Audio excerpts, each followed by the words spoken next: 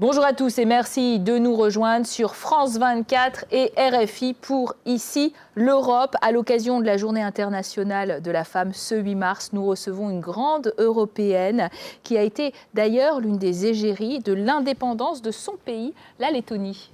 Oui, après une enfance au goulag parce que ses parents avaient été déportés par les autorités russes à l'époque où la Lettonie faisait partie de l'URSS, elle rentre dans son pays à l'âge de 4 ans, elle milite pour l'indépendance en 1991, elle sera ensuite ministre des Affaires étrangères, commissaire européenne et aujourd'hui eurodéputée du Parti populaire européen. Sandra Cagnete, bonjour. Alors on fête le 8 mars la journée de la femme, mais je crois que vous n'avez pas que des bons souvenirs de cette journée. Je ne suis pas tellement enthousiaste pour cette fête de femmes, journée des femmes, parce que toute mon enfance et aussi jeunesse, je me souviens qu'une journée par an, tout le monde parlait de femmes, les hommes étaient sous, présentaient de fleurs, mais en réalité, la situation des femmes à l'Union soviétique n'était pas du tout tellement rose comme elle s'était présentée pendant cette journée. Moi, je suis convaincue que c'est ce qui est important, que la situation des femmes est poursuivie et améliorée de jour en jour, pas seulement une fois. Alors parlons de la situation politique. Après la chute du rideau de fer, on a vu émerger toute une nouvelle génération de femmes politiques dans l'ex-bloc de l'Est, dont vous faites partie. Est-ce qu'aujourd'hui, les nouveaux pays membres de l'Europe sont aujourd'hui toujours les champions de la parité ? Plus ou moins, oui. Mais quand même, il faut regarder des strates sociales, parce que quand on regarde ceux qui sont des fonctionnaires, par exemple en Lettonie, la majorité des fonctionnaires les plus hauts niveaux, ce sont des femmes. Mais dès qu'on procède aux entreprises, au Parlement, dans le gouvernement, on voit tout de suite que quand même une fine couche de verre dépêche femmes à aller plus loin. Le fameux plafond de verre. Plafond de verre, oui, je cherchais cette expression. Et c'est quelque chose qui se reflète aussi dans les salaires. La Lettonie est aux moyennes européennes, 15 et quelque chose % moins pour les femmes. Alors que dire des femmes dans les institutions européennes? Vous avez dû quand même être assez choquée par l'idée qu'on ne puisse pas trouver une seule femme capable de siéger au conseil de direction de la Banque centrale européenne. Ça, c'est compliqué. Pas de directoire pour les femmes? Pas seulement, ce n'est pas le seul fait qui est choquant, parce que quand je regarde la présidence de groupe politique dont je fais partie, PPE, le Parti populaire européen, donc dans la présidence aussi, européen. il n'y a qu'une seule femme. Et quand on regarde combien de femmes sont élues au Parlement, ça ne reflète pas du tout la majorité et présence de femmes en public partout en Europe. L'Europe est sexiste, vous nous dites? Oui, je pense que oui. Alors parlons du grand projet de directive sur la parité qu'a voulu la vice-présidente de la Commission, Viviane Reding, qui concerne les conseils d'administration des grandes entreprises. Finalement, on se rend compte qu'il n'y aura pas vraiment de sanctions si on n'arrive pas au quota de 40% de femmes. Vous trouvez que c'est une bonne idée, cette politique de quota ? Je sais que c'est une discussion qui divise la société, mais moi je suis pour quota parce que quand je regarde l'histoire des luttes de femmes dans les pays nordiques, les quotas prouvaient sa capacité de changer, surtout changer l'attitude dans le public et parmi les hommes. Moi, je suis pour quota. J'admire Viviane Reding, sa détermination de changer. Et ainsi, quand on regarde dans l'histoire, par exemple, l'action affirmative qui était introduite aux États-Unis pour trouver un nouvel équilibre entre différentes races présentes aux États-Unis. Alors, on va retourner justement dans votre pays, la Lettonie que vous mentionnez, en route pour l'adhésion de l'euro, la monnaie unique. Donc, dès l'année prochaine, notre partenaire sur cette émission, la Fondation Robert Schuman, a une question pour vous par la voix de son président, Jean-Dominique Giuliani. On l'écoute. Chère Sandra Cagliette, vous êtes une référence morale dans le nord de l'Europe pour tout ce que vous avez fait pour reconquérir la liberté pour les États baltes et spécialement pour votre pays, la Lettonie. Elle a connu en 2008 une crise particulièrement grave. Elle s'en est relevée au prix d'efforts considérables de sa population. Et aujourd'hui, dès l'année prochaine, elle semble vouloir rejoindre l'euro. Vous pensez qu'il est toujours aussi attrayant? Vous pensez que les Lettons se sentent vraiment attachés à la monnaie unique comme ils sont attachés à l'Europe? Votre réponse? Ma réponse est au niveau sentimental, bien sûr que les Lettons sont très attachés à notre monnaie nationale, l'ATS, qui est symbole de notre indépendance. Mais l'euro, c'est une monnaie stable, même avec la crise italienne. C'est un passage. Nous allons affronter et sortir de cet épisode, pas le premier et pas le dernier. Mais pour c'est la troisième économie de la zone euro quand même. Ça risque peut-être de fragiliser cette zone euro. L'Espagne, c'était aussi un problème très difficile. Le plus important aujourd'hui pour les pays baltes, pour la Lettonie, que pour nous, monnaie unique, c'est un choix pas seulement économique, monétaire, mais aussi géopolitique. Car moi, je vois un monde dans 10-20 ans, dans 3-4 grandes zones monétaires. Et pour la Lettonie, c'est le choix entre les zones où règne le rouble et les zones où règne l'euro.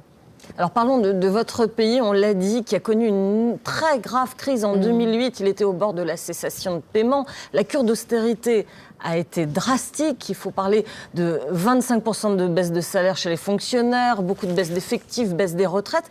Comment se fait-il que les Lettons ne soient pas sortis dans la rue pour protester comme le font les Grecs, les Espagnols, les Portugais ? Vous savez, nous sommes pas plus qu'1,5 million.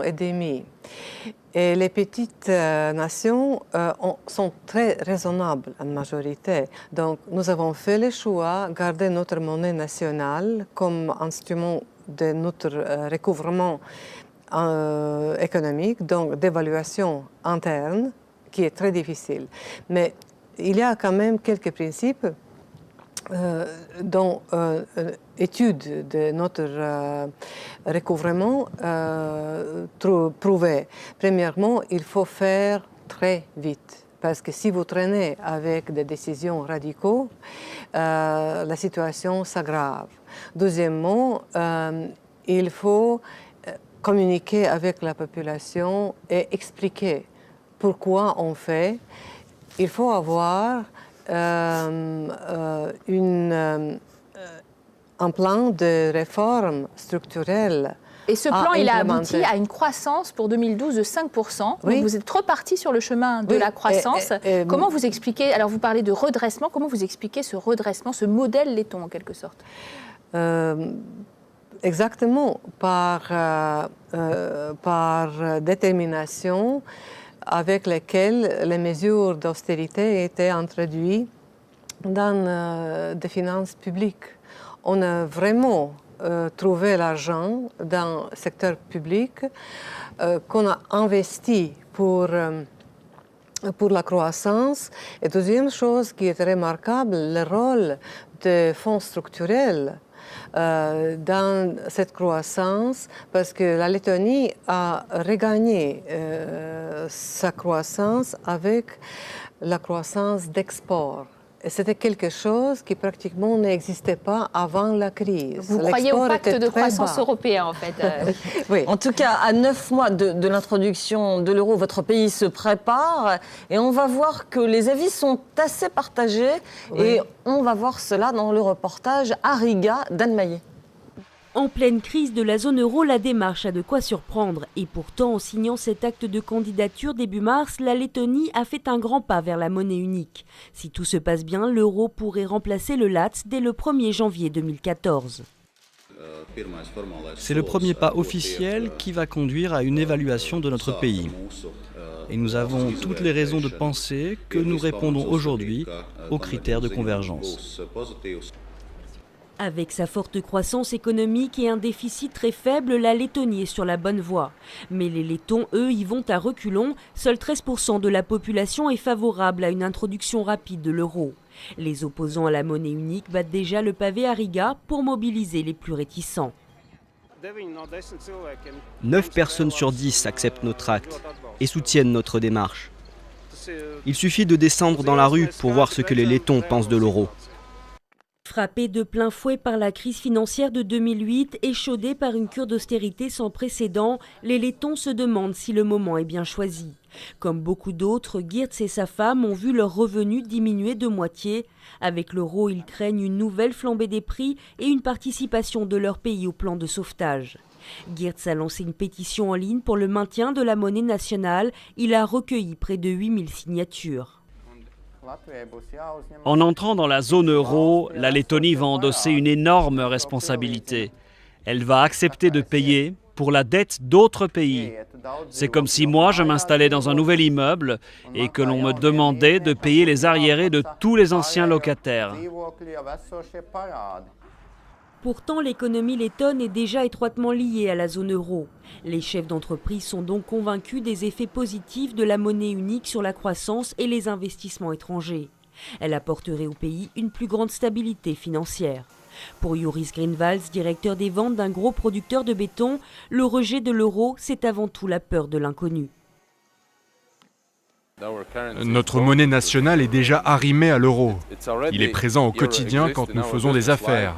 La différence, c'est que nous n'en avons pas dans notre porte-monnaie. Et l'inconvénient, c'est que nous devons changer de monnaie dès que nous franchissons la frontière.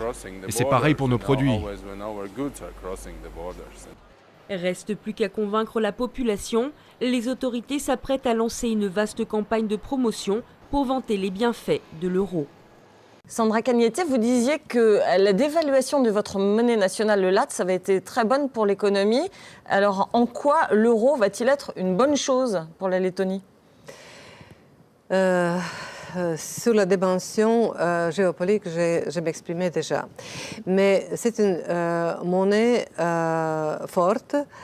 Et quand on regarde les rapports entre les petites monnaies LATS qui est liée déjà à l'euro, ça donne un signal pour les investisseurs, ça donne un signal que l'économie de Lettonie fait partie d'une plus grande famille monétaire. Deuxième chose, c'est beau pour l'export parce que quand on change de l'euro à la LATS, on perd beaucoup. Et votre économie est extrêmement tournée vers l'exportation ? Exactement.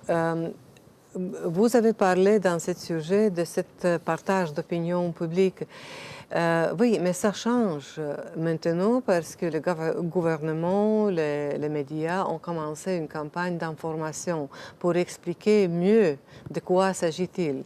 Je connais mes compatriotes, ils sont très sentimentaux, émotifs, mais quand on approche à la décision, il devient raisonnable. Et je pense que à la veille de 2014, le soutien pour l'euro va augmenter considérablement. Alors, la question de la minorité russe aussi est toujours un facteur de tension dans votre pays, une forte minorité russe, alors que les citoyens de l'Union européenne qui vivent dans votre pays auront droit de voter, par exemple, aux élections municipales. Ce n'est pas toujours le cas des russophones apatrides qui n'ont pas un passeport letton en tant que tel. Est-ce que c'est bien normal dans un pays européen ?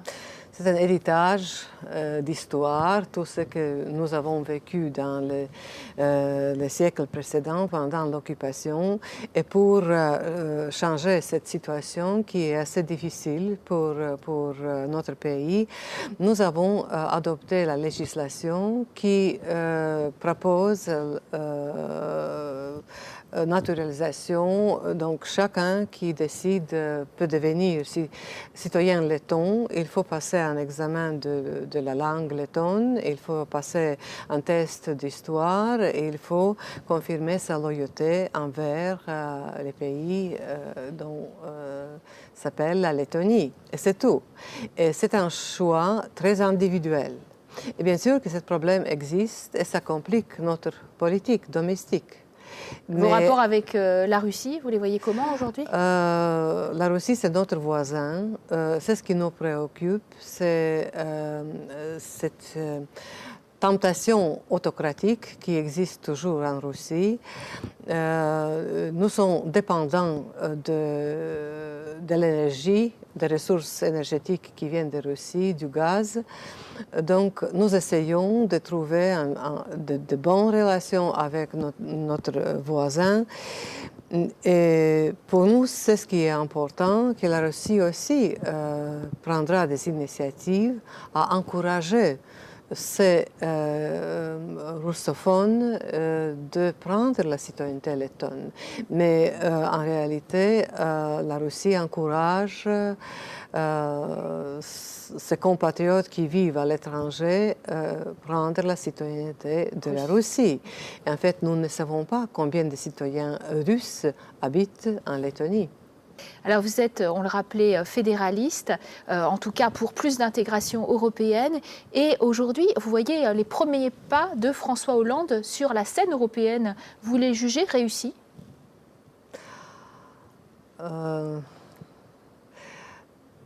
Je dirais que je porte un grand amour pour la France, mais pour la Lettonie, les pays les plus importants au niveau européen, c'est quand même l'Allemagne.